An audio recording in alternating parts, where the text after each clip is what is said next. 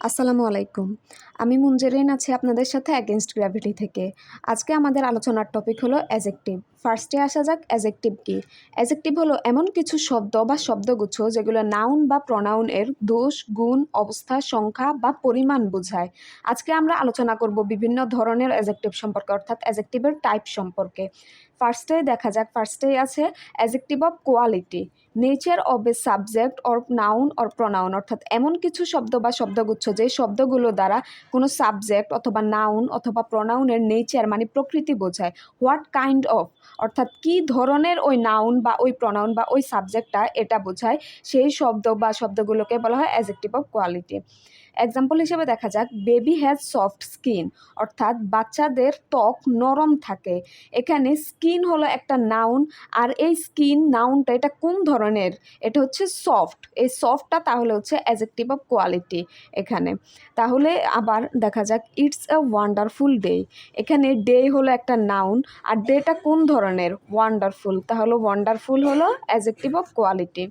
তারপর দেখা যাক adjective of quantity, amount of noun or pronoun, অর্থাৎ নাউন আর অথবা প্রনাউনের পরিমাণ বোঝায়। এক্সাম্পল হিসেবে দেখা যাক he has a little intelligence, অর্থাৎ তার বুদ্ধিমত্তা নেই বললে, এ লিটল অর্থ হলো নেই বললেই চলে।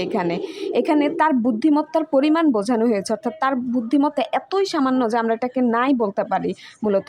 তাহলে এখানে এই লিটলটা হলো অ্যাজেক্টিভ অফ কোয়ান্টিটি।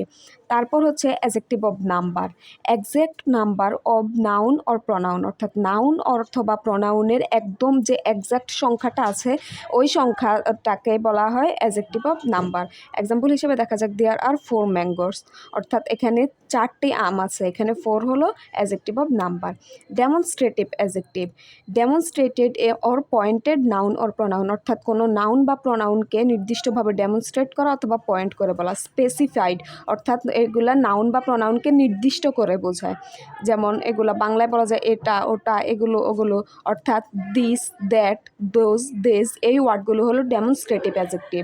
এক্সাম্পল হিসেবে দেখা যাক do you like this soup, অর্থাৎ তুমি কি এই স্যুপটি পছন্দ করো? এখানে দিস স্যুপ, অর্থাৎ স্যুপটিকে একদম নির্দিষ্ট করে বলা হয়েছে, এই স্যুপটিকেই কি তুমি পছন্দ করো? তাহলে দিস হলো একটি ডেমনস্ট্রেটিভ অ্যাজেক্টিভ। আবার you look good on this dress, তোমাকে এই পোশাকটিতে ভালো দেখায়, অর্থাৎ এখানে দিস ড্রেস মানে একটা ড্রেসকে একদম পুরো নির্দিষ্ট করে বলা হয়েছে যে এই পোশাকটিতেই তোমাকে ভালো দেখায়। এখানে দিস হলো একটি ডেমনস্ট্রেটিভ অ্যাজেক্টিভ। এরপর আছে interrogative adjective, WH words used with noun, অর্থাৎ নাউনের সাথে ডাব্লিউএইচ ওয়ার্ড থাকে। এখানে প্রশ্নবোধক শব্দ প্লাস নাউন, অর্থাৎ প্রশ্নবোধক শব্দ এবং নাউন পাশাপাশি থাকলে প্রশ্নবোধক শব্দটিকে ইন্টারোগেটিভ অ্যাজেক্টিভ বলা হয়। যেমন which book are you going to read, কোন বইটি তুমি পড়তে যাচ্ছ? এখানে বুক হলো একটি নাউন, আর বুকের আগে হুইচ শব্দটি আছে, তাহলে হুইচ এখানে হলো ইন্টারোগেটিভ অ্যাজেক্টিভ। যদি এখানে which book are you going to read এভাবে না বলে বলা হতো what are you going to read, তাহলে what are you going to read, যেহেতু হোয়াট শব্দটির পরে আর হলো একটি ভার্ব আসে, তাহলে হোয়াট শব্দটি এখানে অ্যাজেক্টিভ না হয়ে ইন্টারোগেটিভ প্রোনাউন হিসেবে ইন্টারোগেটিভ প্রোনাউন হতো। কিন্তু যেহেতু এখানে হুইচের পর একটি বুক অর্থাৎ একটি নাউন আছে, এই কারণে হুইচ হলো একটি adjective, interrogative adjective. Emphasising adjective, emphasise a noun or pronoun, emphasise মানে কি কোনো কিছু বাড়িয়ে বলা বা কোনো কিছু এক্সট্রা যুক্ত করা।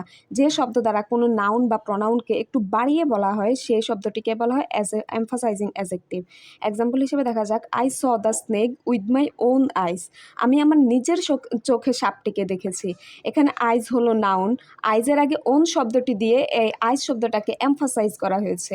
এখানে ওন শব্দটি ব্যবহার না করলেও কিন্তু বাক্যটি সম্পূর্ণ হতো। যেমন I saw the snake with my eyes, আমি আমার নিজের চোখে, ওইখানে আমি আমার চোখে সাপটিকে দেখেছি, এই সেন্টেন্সটি বললেও বাক্যটি সম্পূর্ণ হতো। কিন্তু ওন বলে এখানে যেহেতু আইজটাকে আরও এমফাসাইজ করা হয়েছে, এই কারণে ওন শব্দটি হলো এমফাসাইজিং অ্যাজেক্টিভ। তারপর আছে adjective of exclamation, strong emotion for a noun, অর্থাৎ কোনো একটি নাউনের প্রতি অনেক স্ট্রং একটা আবেগ কাজ করা বা অনেক স্ট্রংভাবে ওই নাউনটিকে মানে এক্সক্লেমেশন হিসেবে ব্যবহার করা। যেমন হচ্ছে হোয়াট অ্যান অ্যামেজিং প্লেস, কি সুন্দর একটি জায়গা। এখানে অ্যান অ্যামেজিং প্লেস বললেও বোঝা যেত যে একটি সুন্দর জায়গা, কিন্তু হোয়াট যোগ করে ওই অ্যামেজিং প্লেসের সাথে আরও একটু এক্সট্রা আবেগ যুক্ত করা হয়েছে। এ কারণে হোয়াট শব্দটি হলো এখানে হোয়াট আর এই যে সাইন অফ এক্সক্লেমেশন, এটা হলো এখানে অ্যাডজেক্টিভ অফ এক্সক্লেমেশন। আবার এরকমভাবে হোয়াট এ পিকচার, এখানে হোয়াট শব্দটি এই পিকচারকে আরও স্ট্রংলি ইমোশনালভাবে প্রকাশ করার জন্য বোঝানো হয়েছে, এ কারণে এটি হলো অ্যাডজেক্টিভ অফ এক্সক্লেমেশন। ধন্যবাদ সবাইকে।